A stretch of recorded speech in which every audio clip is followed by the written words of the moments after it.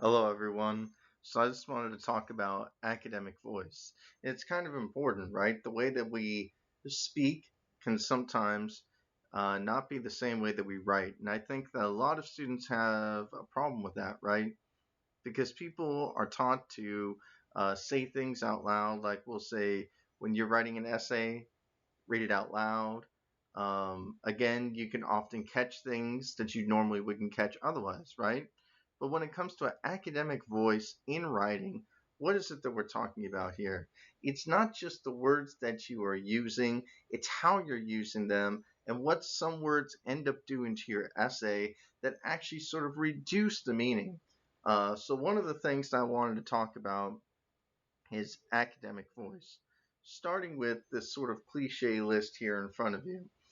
So, in this cliche list, these are words that I have created with other students, and I was like, these are the ones that you shouldn't be using and ones that you should be using. So, words like absolutely, actually, really, basically, simply, clearly, definitely, obviously, truly. All these words are essentially trying to say that your point doesn't matter, right? So if you're trying to make a counter argument, this doesn't help, right? Because the whole point of a counter argument and the whole point of academic writing is to be objective. You don't want to attack. Your job is to make the other person understand. And so instead of using words like this is clearly the incorrect way of seeing things, or this is absolutely not the correct answer, what you want to do is you want to say, that is not the best answer. However, what if you were to think about, right? Perhaps your idea has some logical flow to it, but my logic is stronger than yours, and here's why. So in some of these cases, it's not just an issue of being right or wrong. It's an issue of how far are you willing to let your academic voice sort of sound more objective, right? To sound more objective. Here are some other ones that you don't really need to use, and these are just really things that you might see in an essay in a lower level English course, but probably is not accepted at the 101 level. In other words, you might see this in a class one level below English 101. They may even encourage it, but at the college level, this is not something that you want to add. So I'll give you a few right here. Finally, in conclusion, firstly, secondly, lastly, thirdly, right? And the reason why they may want this in, let's say, English 28, 21, something like that, is because they want you to say, okay, here's the first thing I want to talk about, second thing, third thing. So that way you are balanced, you are well on your way to being successful. However, at the college level, it's sort of redundant, right? We know this is your first point. We know it's your second point. We know it's your third point. We know it's the conclusion because it's the final paragraph, right?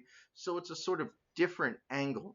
So if you've been taught in the past, just say first, second, third, fourth. Instead, just get rid of them, and instead, just say it is what it is that you want to say. It's very, very important because it sounds more academic, right? It sounds more academic. We know it's your first point because this is your first body paragraph. So keep that in mind. And here is the word and a phrase that I see far too often in students' essays. And I just read an article about the word just and why the word just is kind of has a defeating purpose, right? Well, it's just this, it's just that. The reason why you want to avoid it is because it reduces your meaning. So if you're trying to argue something, your argument becomes essentially invalid, right? Well, my argument is just the right answer. Well, it essentially reduces it to nothing because what are you going to say after just? There's not much you're going to be able to say after just. So, because you reduce your answer so far, at some point, your reader may say, well, maybe they just didn't really have an argument after all, or their argument is not strong or developed enough for me to see the logic and the reasoning. That's the last thing you want. right? That's the last thing you want. So instead of that, one of the solutions that I have seen is instead of using the word just, write down the word only, right? It is only part of the answer, not just it is just the answer. It is only part of the answer, right? There's more to one side. That's what you want to do in an academic voice. You want to kind of build up the fact that there could be more than one potential answer. Okay, and these last ones here are kind of cliches that we probably shouldn't be using in writing. And I got this idea from George Orwell, in which he talks about how language, how politicians in particular use these sort of old terms that we don't even use anymore, right? And they think they're sounding academic. They think they're sounding incredible. Like, for example, howsoever, um, consequently, honestly, to begin with, things like that, right? We think that we're sounding academic, but it's really a cliche, right? Everyone tries to do that, but that's not what college or academic language or voice is all about. Instead, you just want to say what's on your mind. And in the next part of this video, I'm going to show you an example from someone at a university.